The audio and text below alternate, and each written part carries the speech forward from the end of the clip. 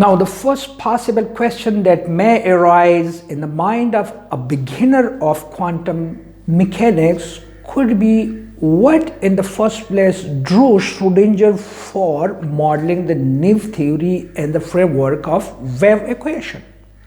A suitable answer to this question may go like this. The wave-particle duality already established in the old quantum theory was suggesting that the fundamental equation for this new theory must be wave-like equation.